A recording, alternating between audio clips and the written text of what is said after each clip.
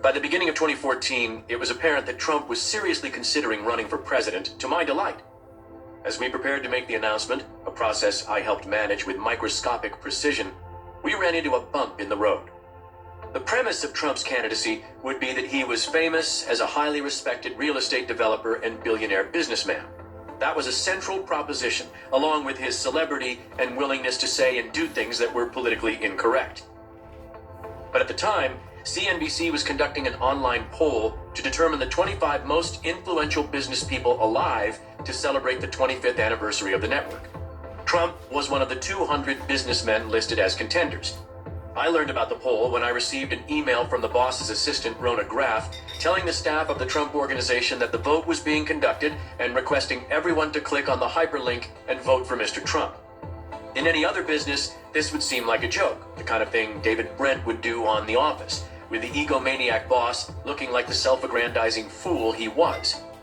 In Trumpland, however, this was not only perfectly normal, it was standard operating procedure.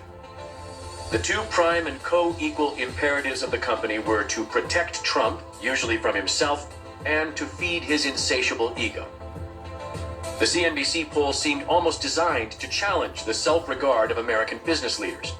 The criteria were a direct appeal or attack on the image of the 200 candidates nominated for the competition, a list that included well-known moguls like T. Boone Pickens and Oprah and Steve Jobs.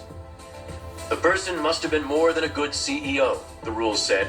She should have altered business, commerce, management, or human behavior. In other words, the person should be responsible for ushering in meaningful change, with business being the primary sphere of influence. The premise was irresistible to Trump. He would kill to win that competition, I knew, the second I read about the poll. I immediately voted on my desktop, and then I voted again on my tablet, followed by votes registered from both of my cell phones using 4 different IP addresses to disguise the multiple clicks. I figured if everyone in the company did the same thing, Trump would at least make the top 10. But when I looked at the results with the running totals available online, I discovered Trump was near the bottom of the list, around 187 out of 200. Word around the office was that Trump wasn't happy. Pissed was the exact term, which was confirmed when one of his assistants brought a note from Trump to me. It was early in the morning, before most others had turned up for work, but Trump often woke before dawn, particularly if he was mad about something, as he frequently was. I was always an early bird myself, turning up before 8 most mornings, our shared habit of waking early, likely a function of our bond as teetotalers. The note consisted of a printout of the poll rankings with the humiliating place Trump occupied highlighted by a black Sharpie circle, and in the margin, in his distinctive, manic, all uppercase handwriting, "See me ASAP." I entered Trump's office carrying a notepad and pen. "You want to see me, boss?" I asked. "Yeah," he said. "What can we do about this poll? I'm at the bottom of the fucking list. Check into this immediately and let me know." "Of course, boss. I'm on it," I said. This was the kind of project Trump assigned to me. Trump didn't say what he wanted me to do because he didn't have to. I knew immediately he wanted me to find a way to put the fix on the poll to increase his ranking. This wouldn't involve attracting more voters or trying to convince others that Trump fit the criteria, because the people answering the poll obviously didn't think he was the best candidate. To the contrary, the vote made him look ridiculous. But Trump knew he could count on me to figure out a way to cheat, a reality I take no pride in admitting. Back in my office, I called my friend John Gauger, the Chief Information Officer at Liberty University. I met John in 2012 when Trump had been invited by Jerry Falwell Jr. to address the school, and I'd accompanied him to Virginia. John also had a side business called Redfinch Solutions LLC, which provided services for search engine optimization and internet reputational management. John was younger than me, in his early 30s, and I knew from past experience that he was a flexible thinker when it came to issues like the one I was confronting on Trump's behalf.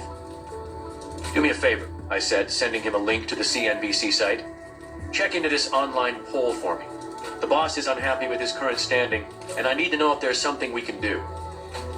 Gauger asked for half an hour, promising he'd work on a solution. I went back to Trump's office to give him an update, knowing that if something was eating at him, and the poll clearly was, he wanted to be constantly updated. I told him I had a technology consultant looking for solutions. "Get it done," he growled. When Gauger called back, he had a plan. Try to follow me on this, Gauger said, rattling off a bunch of numbers and tech terms that made no sense to me. Stop, I said, please, in English. I can do this very easily, John said. The algorithmic code they're using is very basic. My team and I have already cracked it. We can manipulate the voting by inserting IP addresses casting votes for Mr. Trump based on the overall number of total votes, so the votes aren't visible. That way, we will be totally undetected while we move Mr. Trump higher in the rankings. But we need to buy IP addresses since we don't own enough to make a dent in the rankings. At the same time, we'll perfect the algorithm to ensure a seamless strategy. How much does all that cost? I asked. They aren't expensive, Gauger said. It depends on how many we buy. Let's purchase 100,000 and see how that moves the needle. It'll cost $7,500. Give me a few minutes and I'll get back to you, I said. When I returned to Trump's office, it was evident that he had been impatiently waiting to hear from me. When he wanted something done, he wanted it done yesterday, I knew. And what could be more important than fostering his reputation as a transcendental business figure and tycoon? What do you have for me? Trump asked. Good news, I said. A friend of mine has already cracked the algorithm being used by the polling company. Now we need to insert votes favorable to you. Really? Trump asked. Can we get caught? Not according to my friend. What we need to do is purchase IP addresses. It'll cost $7,500. We will need more, but that will give us a gauge on getting the job done. Wow, Trump said. Go do it. I want to be number one. Boss, you don't want to be number one, I said. That will potentially attract unwanted attention. Let's go for, say, number 9. Then you're in the top 10. Good, Trump said, looking very pleased that he was going to be able to manipulate the poll. All morning, I obsessively checked the poll results as Trump's ranking began to rise. I was supposed to wait until 3 in the afternoon to check in with John Gauger, but I couldn't stand the suspense as I watched Trump rise into the top 30. I had other projects that I was working on, actual business matters that weren't purely throwing red meat at the caged tiger-like ego of Donald J. Trump. But when I went to see the boss on an unrelated and actually consequential subject, I discovered that he too was fixated on the CNBC poll. How are we doing? Trump asked, without having to specify what he meant. We're at number 29 and climbing, I said. I have a status call with my friend at 3. I will update you then. Man, your friend is great, Trump said. Who is he? You don't want to know, I said. It's better that you don't even know his name. Let's just call it plausible deniability if something happens. Something could happen? Trump asked, now alarmed. I thought you said it was undetectable. It is, I said. But even if there's a 1% chance that something happens, you are able to truthfully state that you don't know who was involved.